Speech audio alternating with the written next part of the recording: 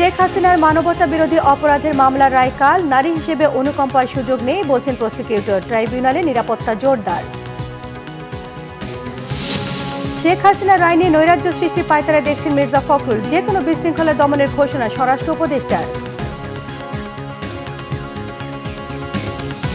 জামায়াতের আন্দোলনে নির্বাচন প্রভাবিত হবে না জানালেন গোলাম পরোয়ার। ইসি সংলাপে ইসলামী ঐক্য জোটের দুপক্ষের বিতণ্ডা, একটিকে বহিষ্কার। জবরদস্তিমূলক দাবি না করে জামায়াত সহ ৮টি দলকে সমঝোতায় আসার আহ্বান বাম দলগুলোর, নইলে সবার ক্ষতিগ্রস্ত হবার সতর্ক বার্তা। দেখছিলেন ক্রাউন সিমেন্ট সংবাদ শিরোনাম। এবারে বিস্তারিত সংবাদ। শেখ হাসিনা সহ ৩ আসামির বিরুদ্ধে করা মানবতা বিরোধী অপরাধের মামলার রায় আগামীকাল বাংলাদেশ টেলিভিশনে রায়ের কার্যক্রম সরাসরি সম্প্রচার করা হবে বলে জানিয়েছে প্রসিকিউশন। রিপোর্ট করছেন নাবিল জাহাঙ্গীর।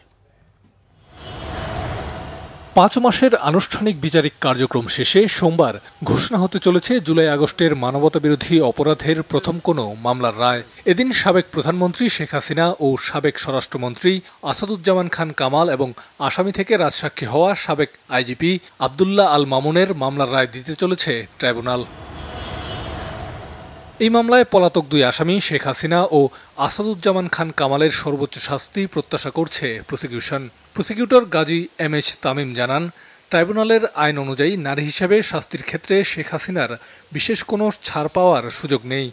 ক্রিমিনাল জুডিসপ্রুডেন্স যেটা আমাদের দেশে সিআরপিসি আছে, সেখানে জামিন প্রদানের ক্ষেত্রে নারীকে, অসুস্থকে এবং কিশোর বালক শিশুদেরকে প্রিভিলেজ দেওয়া আছে, কিন্তু রায় প্রদানের ক্ষেত্রে নারীকে আমাদের সাধারণ আইনেও কোনো আলাদা প্রিভিলেজ দেওয়া হয় নাই, আর আমাদের এই আইনেও কোনো আলাদা প্রিভিলেজ নেই। এই মামলায় প্রসিকিউশনের পক্ষ থেকে যে 5টি অভিযোগ আনা হয়েছিল, প্রসিকিউশন 5টি অভিযোগই সন্দেহাতীতভাবে প্রমাণ করতে সক্ষম হয়েছে এবং প্রসিকিউশন সর্বোচ্চ শাস্তি মৃত্যুদণ্ড প্রার্থনা করেছে।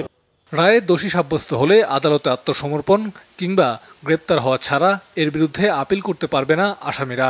দোষী প্রমাণিত হলে রায় প্রকাশের পর ইন্টারপোলের কাছে আবারও পলাতক আসামিদের গ্রেপ্তারের আহ্বান জানাবে প্রসিকিউশন।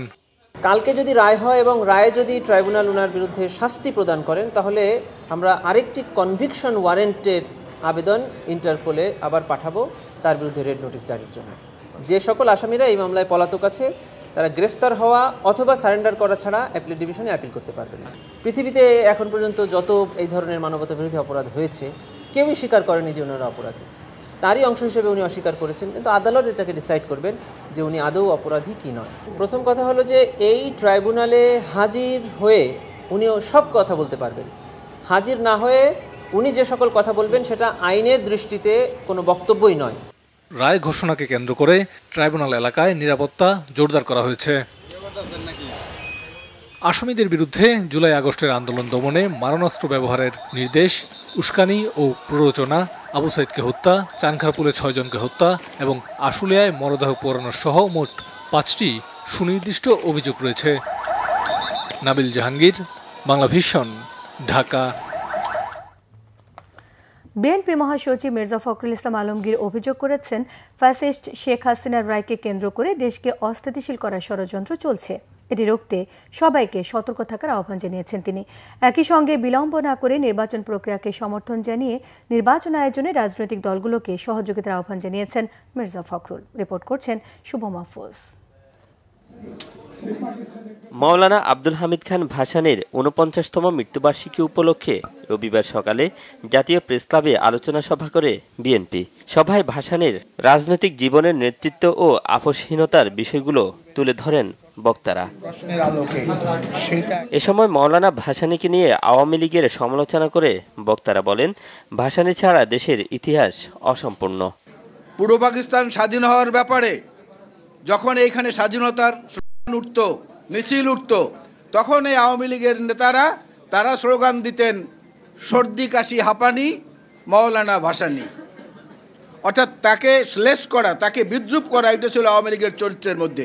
অথচ মাওলানা আব্দুল হামিদ খান ভাসানী ছিলেন আওয়ামী লীগের প্রতিষ্ঠাতাদের মধ্যে অন্যতম। পূর্ব বাংলার বা তৎকালীন পূর্ব পাকিস্তানের যে স্বাধিকারের যে সংগ্রাম, সেই সংগ্রামকে নস্যাৎ করে দেওয়া হয়েছিল। এরই বিরুদ্ধে মাওলানা ভাসানী প্রতিবাদ জানান। কিন্তু ক্ষমতার রাজনীতিতে দেখা যায়, যেহেতু তখন আওয়ামী লীগ ক্ষমতায় ছিল, সেই জন্য দেখা গেছে যে আওয়ামী লীগের বেশিরভাগ সদস্য তারা সোহরাওয়ার্দী সাহেবের সঙ্গেই থেকে যান, মৌলানা সাহেবের সঙ্গে আসেননি। সভা বিএনপি মহাসচিব মির্জা ফখরুল ইসলাম আলমগীর বলেন, শেখ হাসিনার রায়কে ঘিরে দেশে আতঙ্ক সৃষ্টির অপচেষ্টা চলছে। ফ্যাসিস্ট হাসিনার গণহত্যার বিরুদ্ধে যেটা ট্রায়াল হয়েছে তার রায় বেরোবে, এই নিয়ে একটা চরম আপনার একটা বলা যেতে পারে যে একটা অনিশ্চয়তা, একটা আতঙ্ক সারা দেশে বিরাজ করছে। এই নিয়ে কোনো ওইটা বড় একটা অপেক্ষা রাখে না, এবং একটা মহল এটা নিয়ে বাংলাদেশে আবার একটা নৈরাজ্য সৃষ্টি করার জন্য পায়তারা করছে। বর্তমান সময়ে দেশ ক্রান্তিকাল পরিস্থিতি অতিক্রম করছে উল্লেখ করে মির্জা ফখরুল বলেন, এটি থেকে উত্তরণে নির্বাচিত সরকারের বিকল্প নেই। 26 ফেব্রুয়ারি মাসে এই নির্বাচন অনুষ্ঠিত হবে। এখানে কিছু গোষ্ঠী, কিছু মহল আজকে পরিকল্পিতভাবে এই বাংলাদেশে একটা অনিশ্চয়তা সৃষ্টি করতে চায়, এবং তারা বিভিন্ন রকম দাবি তুলে নির্বাচনকে ব্যাহত বা বিলম্বিত করতে চায়। কিন্তু এই দেশের মানুষের এখন সবচেয়ে বড় প্রয়োজন যেটা, তারা হচ্ছে একটা নির্বাচিত সরকার যার পেছনে জনগণ থাকবে। নির্বাচন বিনষ্টে একটি গোষ্ঠী পরিকল্পিতভাবে কাজ করছে বলেও অভিযোগ করেন বিএনপি মহাসচিব। শুভ মাহফুজ, বাংলা ভিশন, ঢাকা। আগামীকাল ট্রাইব্যুনাল রায় যায় দিক, তা কার্যকর হবে জানিয়ে স্বরাষ্ট্র উপদেষ্টা বলেছেন, দেশের যে কোনো ধরনের বিশৃঙ্খলা রুখতে আইনশৃঙ্খলা বাহিনী প্রস্তুত রয়েছেন। রবিবার বরিশালে আইনশৃঙ্খলা বাহিনীর সহ মাঠ প্রশাসনের শীর্ষ কর্মকর্তাদের সঙ্গে বৈঠক শেষে তিনি এসব কথা বলেন। অবসরপ্রাপ্ত লেফটেন্যান্ট জেনারেল জাহাঙ্গীর আলম চৌধুরী জানান, নির্বাচন ফ্রি, ফেয়ার এবং উৎসব মুখর করতে মাঠ প্রশাসনকে সকল ধরনের প্রস্তুতি নেবার নির্দেশ দেওয়া হয়েছে। দেশে এখন সবাই নির্বাচনমুখী জানিয়ে সবার সহযোগিতা কামনা করেছেন স্বরাষ্ট্র উপদেষ্টা। এছাড়া দেশের আইনশৃঙ্খলা পরিস্থিতি খুব ভালো কিংবা খুব খারাপ নয় মন্তব্য করে পরিস্থিতি মোটামুটি সন্তোষজনক বলে দাবি করেছেন স্বরাষ্ট্র উপদেষ্টা।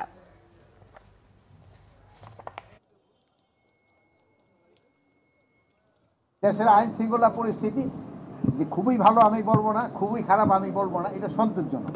আশা করব যে এই ইলেকশনটা খুব ফ্রি, ফেয়ার, ক্রেডিবল এবং উৎসব মুখর হবে। রায়ে মাননীয় ট্রাইব্যুনাল কি রায় দেয় তা আমরা তো জানি না, বাট রায় যাই দেয় কার্যকরী হবে এবং জনগণ এবং এই হেতু সবাই এটা মেনে নেবে। 5 দফা দাবিতে জামায়াত ইসলামীর আন্দোলন নির্বাচনকে প্রভাবিত করবে না জানিয়েছেন দলটির সেক্রেটারি জেনারেল মিয়া গোলাম পরোয়ার। রবিবার মগবাজার দলের কেন্দ্রীয় কার্যালয়ে জামায়াত সহ ইসলামী সমমনা 8টি রাজনৈতিক দলের বৈঠক শেষে সংবাদ সম্মেলনে এসব কথা বলেছেন জামায়াতের সেক্রেটারি জেনারেল। আরও জানান, সম্প্রতি প্রধান উপদেষ্টার ভাষণে জনগণের চাহিদা আংশিক পূর্ণ হয়েছে। একই দিনে গণভোট এবং জাতীয় সংসদ নির্বাচনের সিদ্ধান্তের বিষয়ে সৃষ্ট সংশয় সরকারকেই সমাধান করতে হবে। বিভিন্ন জেলায় হঠাৎ ডিসি বদলের ঘটনা উদ্বেগজনক উল্লেখ করে সরকারকে নিরপেক্ষ থেকে আসন্ন নির্বাচনে লেভেল প্লেইং ফিল্ড তৈরির আহ্বান জানানো হয়েছে সংবাদ সম্মেলনে। জুলাই সনদের আইনি ভিত্তির প্রয়োজনে যে গণভোটটা যখন হবে, এই গণভোটের সংস্কারের পক্ষে আমরা সবাই হা বলব এবং জাতিকে আমরা হায়ের পক্ষে ভোট দেওয়ার জন্য উদ্বুদ্ধ করব। আমাদের এই আন্দোলনের জন্যে সংস্কার প্রস্তাবের গুরুত্বপূর্ণ ম্যাটেরিয়ালসগুলো কিন্তু ঐক্যমত্য কমিশন এবং গণভোটে ইনশাল্লাহ যাচ্ছে। এটা আন্দোলনেরই ফসল। আর আন্দোলনের মধ্য দিয়ে আমরা মনে করি নির্বাচন প্রভাবিত হবে না, বরং নির্বাচনকে অবাধ, সুষ্ঠু, নিরপেক্ষ হওয়ার ক্ষেত্রেই আমাদের এই আন্দোলন ভূমিকা রাখবে।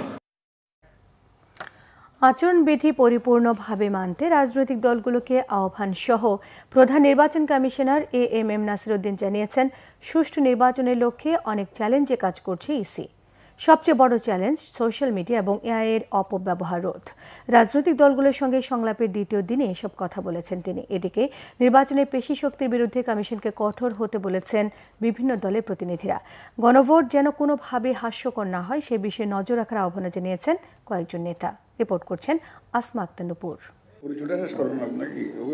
নিবন্ধিত রাজনৈতিক দলগুলোর সাথে নির্বাচন কমিশনের সংলাপের দ্বিতীয় দিন রবিবার সকাল বিকাল 2 দফায় আলোচনায় অংশ নেয় নিবন্ধিত 12টি দল। আশা করি এখানে অনেক ভেটারান পলিটিশিয়ান। এ সময় কমিশনের উপর আদালতের হস্তক্ষেপ বন্ধ না হলে সঠিক সময়ে সুষ্ঠু নির্বাচন নিয়ে শঙ্কা জানান কয়েকটি দলের প্রতিনিধিরা। গণভোটের নিয়ম শৃঙ্খলা নিয়েও শঙ্কা কারো কারো। গণভোট নিয়ে অনেক কথাবার্তা আছে, কিভাবে হবে, এটাকে আরো কিভাবে গ্রহণযোগ্য করা যায়। 4টা সাংবিধানিক সংস্কারের বিষয় আছে, এটাকে একটা আপনি প্যাকেজ করা ফেলা হচ্ছে সরকার। আপনাদের নিশ্চয় সরকারের সাথে আলোচনা হবে। এই ধরনের প্যাকেজে যদি নির্বাচন হয়, হা না ভোট হয়, আমি বলি এটা অকার্যকর হয়ে যাবে। বর্তমান সরকার দেশটাকে একেবারেই বিভক্ত করে ফেলেছে। নিবন্ধিত দল এখন 40-50টা। ওনারা আলোচনা করেন 2-3টা দলের সঙ্গে বসেই আলোচনা করেন। যদি তা করেন তাহলে সেটা যেমন নিরপেক্ষ হচ্ছে না, সার্বিকও হচ্ছে না। নির্বাচন কমিশন অতীতের ভুল শুধরে নিতে কাজ করছে বলে জানান কমিশনাররা। রাজনৈতিক দলগুলোকে তাগিদ দেন পারস্পরিক সম্মানের। যত ভালো সহযোগিতা তত ভালো আমাদের এই নির্বাচন। আমাদেরকে কিভাবে আপনারা সহযোগিতা করবেন সেটা আমরা নির্বাচন আচরণ বিধিমালায় উল্লেখ করেছি। সেইভাবে যদি আমাদেরকে সহযোগিতা করেন তাহলে আমাদের এই নির্বাচন কমিশন সফল হবে। দুঃখজনক হলেও সত্য, মানুষজন নির্বাচন বিমুখ হয়েছে, নির্বাচনের নামে বিভিন্ন ধরনের অপকর্ম হয়েছে। ফলশ্রুতিতে আমাদেরকে এখন এটাকে আন্ডু করতে হবে, আন্ডু করে ভালো জায়গায় নিয়ে যেতে হবে। একটা সুষ্ঠু সুন্দর ইলেকশন করার জন্য যা যা করার দরকার সবই করছি। আমাদের ভালো নির্বাচন করার বিকল্প কোনো রাস্তা নেই। সুষ্ঠু, সুন্দর ও গ্রহণযোগ্য নির্বাচনের জন্য রাজনৈতিক দলগুলো সহ সবার সহযোগিতা চান সিইসি। জানান সোশ্যাল মিডিয়ার অপপ্রচার মোকাবেলার চ্যালেঞ্জের কথা। সবচেয়ে বড় চ্যালেঞ্জ যেটা হচ্ছে সোশ্যাল মিডিয়ার অ্যাবিউজ, এআই ইউজ করে যে একদম অপতথ্য ছড়ানো, ভুল তথ্য ছড়ানো, এই চ্যালেঞ্জ আগের কমিশনদেরকে মোকাবেলা করতে হয়নি। এই একটা নতুন চ্যালেঞ্জ আমাদের মধ্যে, বড় চ্যালেঞ্জ আমাদের সামনে উপস্থিত হয়েছে এবং এর মধ্যে অনেক চ্যালেঞ্জ জেনারেট হচ্ছে ফ্রম আউটসাইড দি বর্ডার। এইগুলো ট্যাকেল করা এটা আমাদের জন্য একটা বড় মাথা ব্যথার কারণ হয়ে দাঁড়িয়েছে।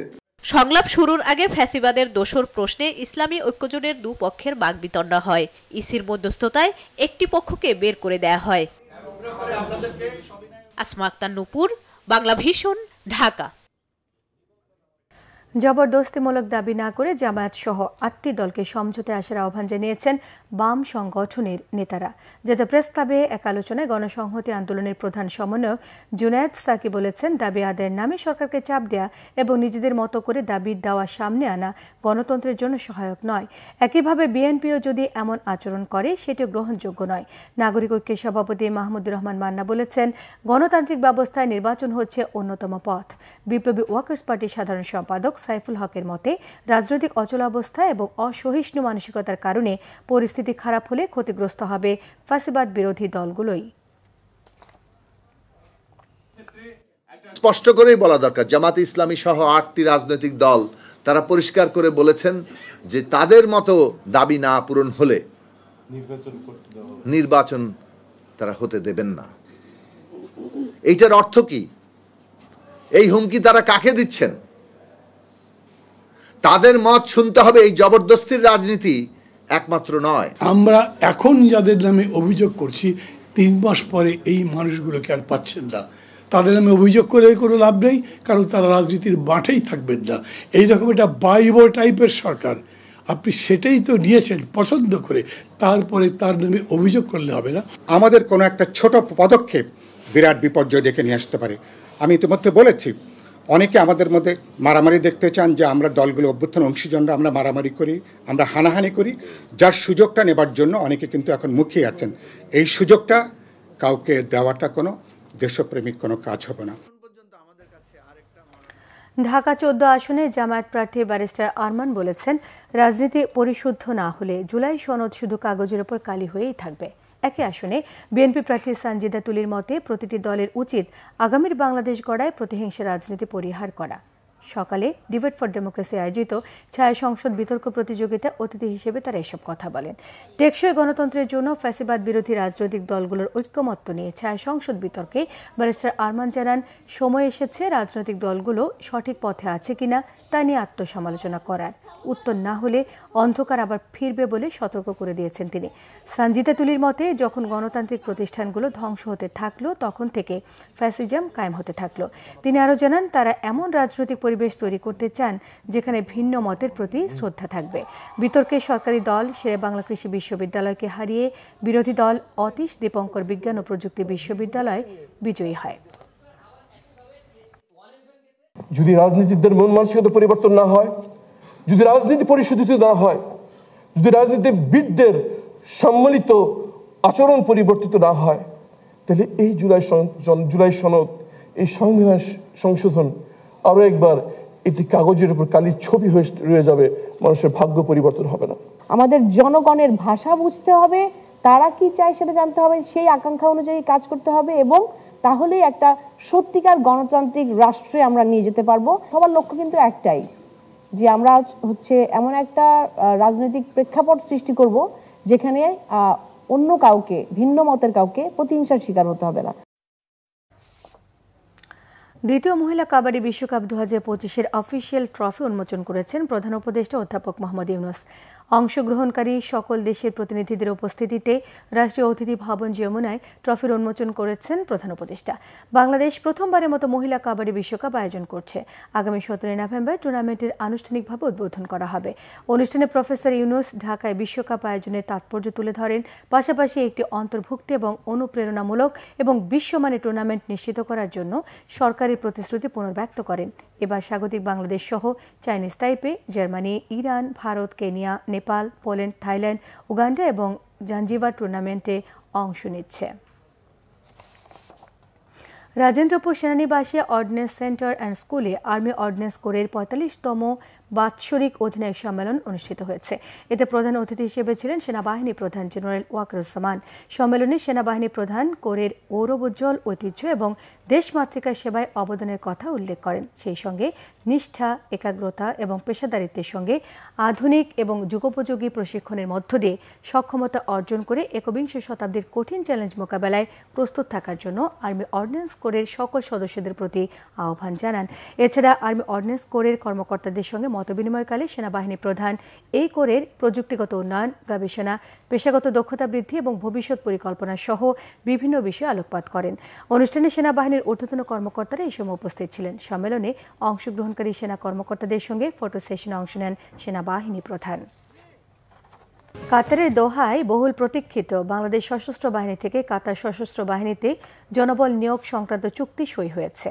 চুক্তিতে স্বাক্ষর করেন বাংলাদেশ সশস্ত্র বাহিনী বিভাগের principal staff officer lieutenant general S M. Kamrul Hasan এবং কাতার সশস্ত্র বাহিনীর chief of staff lieutenant general Jassim bin Mohammed Al Mannai. চুক্তি স্বাক্ষর অনুষ্ঠানে কাতারে নিযুক্ত বাংলাদেশের রাষ্ট্রদূত মোহাম্মদ হজরত আলী খান, ডেলিগেশন সদস্য এবং দূতাবাসের সংশ্লিষ্ট কর্মকর্তারাও এই সময় উপস্থিত ছিলেন। এর ফলে বাংলাদেশ সশস্ত্র বাহিনীর সদস্যরা কাতার সশস্ত্র বাহিনীতে প্রেষণে নিয়োগের সুযোগ পাবেন। প্রাথমিকভাবে আনুমানিক 800 জনকে কাতারে পাঠানো হবে। ভবিষ্যতে এই জনবলের সংখ্যা বাড়ানোর সম্ভাবনা রয়েছে। এই চুক্তির ফলে কাতার সশস্ত্র বাহিনীতে দক্ষ জনবল প্রেরণের নতুন দ্বার উন্মোচিত হল এবং দুদেশের মধ্যে বিদ্যমান সম্পর্ক নতুন উচ্চতায় পৌঁছবে। গত এপ্রিলে প্রধান উপদেষ্টা প্রফেসর মোহাম্মদ ইউনূসের আর্থনা সম্মেলন উপলক্ষে কাতার সফরে দেশটির সঙ্গে এ বিষয়ে আলোচনা হয়েছে। আগামী 3 মাস দেশের জন্য গুরুত্বপূর্ণ সময় বলে মন্তব্য করেছেন অর্থ উপদেষ্টা ডক্টর সালেউদ্দিন আহমেদ। সরকারকে অনেকে ফ্যাসিস্ট বলছেন, তাই ফ্যাসিজমের সংজ্ঞা নিয়ে নতুন করে ভাবতে হচ্ছে। সকালে রাজধানী মাতৃভাষা ইনস্টিটিউট অডিটোরিয়ামে নগদ ডিআরইউ বেস্ট রিপোর্টিং অ্যাওয়ার্ড 2025 অনুষ্ঠানে তিনি এসব কথা বলেন। অর্থ উপদেষ্টা বলেন, একটি সুষ্ঠু এবং সুন্দর নির্বাচন দিয়ে সরকারের সবাই যে যার জায়গায় ফিরে যেতে চান। তিনি বলেন, দেশে বর্তমান অর্থনীতির পরিস্থিতি যথেষ্ট ইতিবাচক। মূল্যস্ফীতি 14 থেকে নামিয়ে 8-এ নেমে এসেছে। তবে আরও উন্নতি করতেই হবে। দেশের রিজার্ভ, রেমিটেন্স এবং রফতানি বৃদ্ধি পেয়েছে। অর্থনীতি আগের চেয়ে ভালো অবস্থায় রয়েছে। দেশে গুরুত্বপূর্ণ সংস্কারের সুফল মানুষ পাচ্ছে বলেও দাবি করেছেন অর্থ উপদেষ্টা। অনুষ্ঠান ডিআরইউ এর সদস্য 27 সাংবাদিককে বেস্ট রিপোর্টিং অ্যাওয়ার্ড দেওয়া হয়।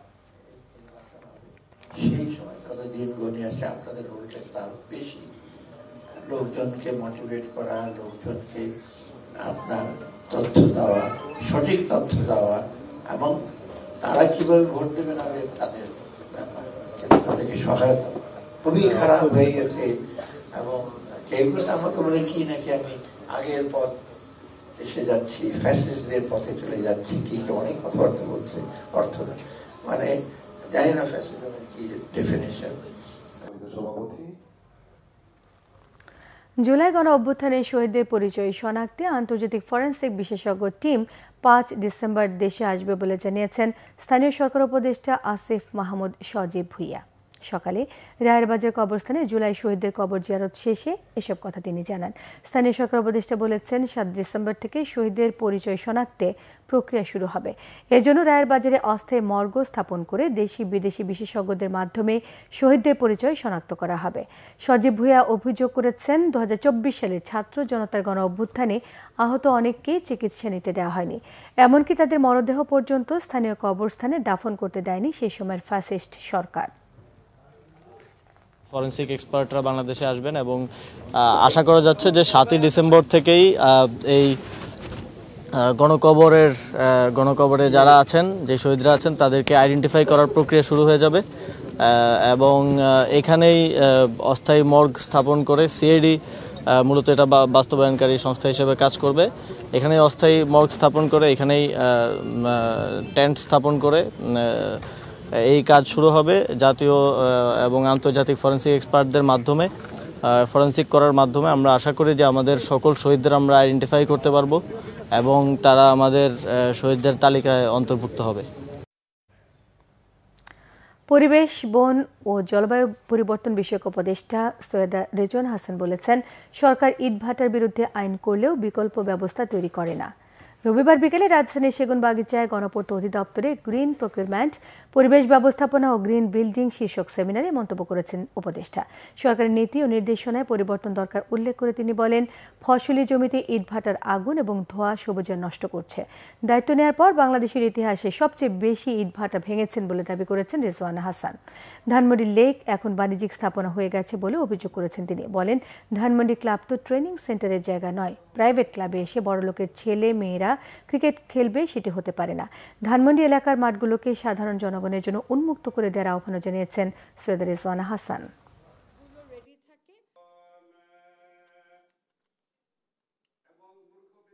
আমি এখানে রাজুকের চেয়ারম্যান মহোদয় আছেন, আপনাকে একটা অনুরোধ করি, আপনি একটা অফিস অর্ডার ইস্যু করে দেন যে কোনো আবাসন প্রকল্পের কোনো প্ল্যান পাস করা হবে না, একটা পার্সেন্টেজ, যে এই পরিমাণ ব্লক ইউজ না করলে এই পার্সেন্টেজ প্রতি বছর আপনারা বাড়ান।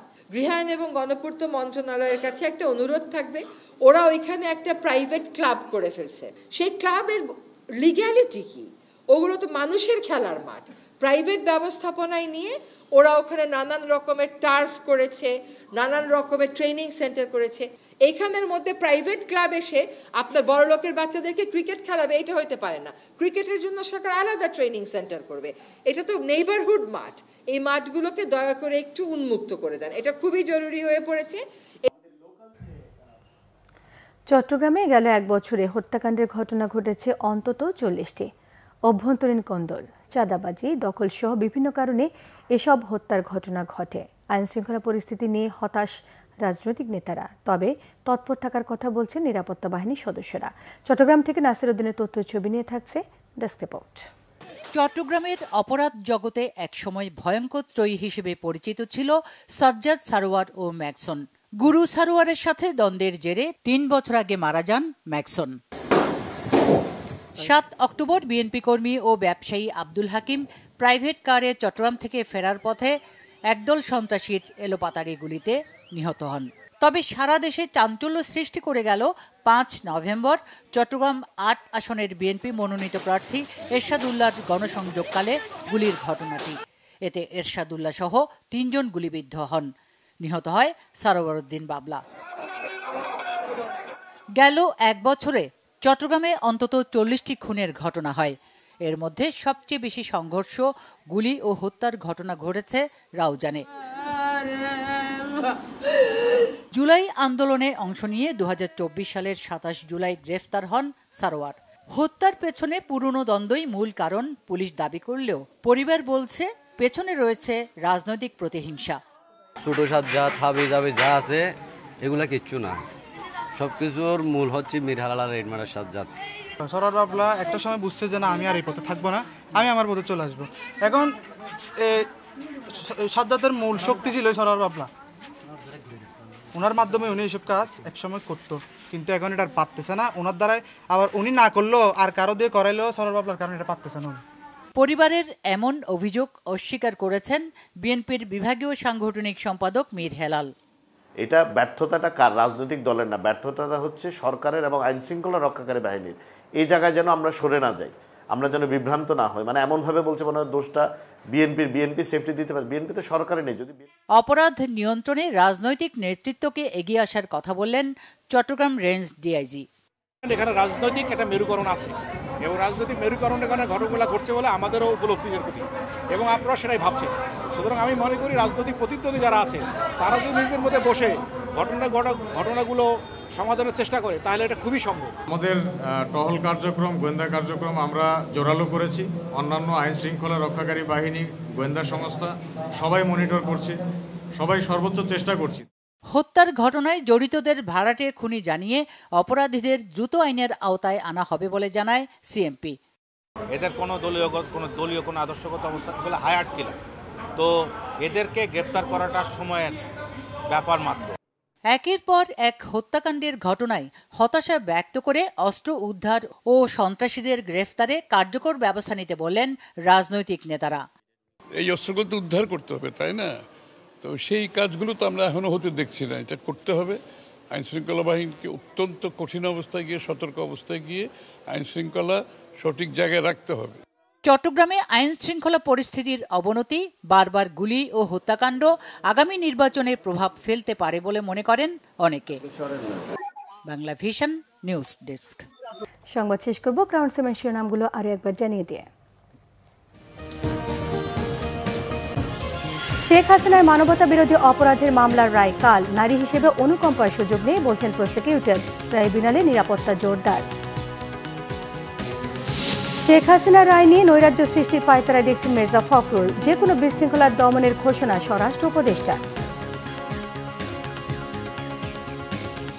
জামায়াতের আন্দোলনে নির্বাচন প্রভাবিত হবে না জানালেন গোলাম পরওয়ার। ইসি সংলাপে ইসলামী ঐক্য জোটের দুপক্ষের বিতণ্ডা, একটিকে বহিষ্কার।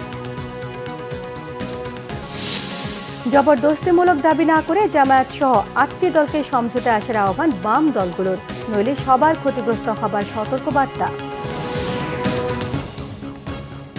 এই ছিল এখনকার মতো। পরের সংবাদ রাত 10:30টায় দেখার আমন্ত্রণ রইল। এছাড়া বাংলা ভিশন সংবাদ ও সংবাদ সংশ্লিষ্ট অনুষ্ঠান দেখতে ভিজিট করুন www.bbnews24.com, facebook.com/bangladeshinews, সাবস্ক্রাইব করুন youtube.com/bangladeshinews। সঙ্গে থাকেন সবাইকে ধন্যবাদ।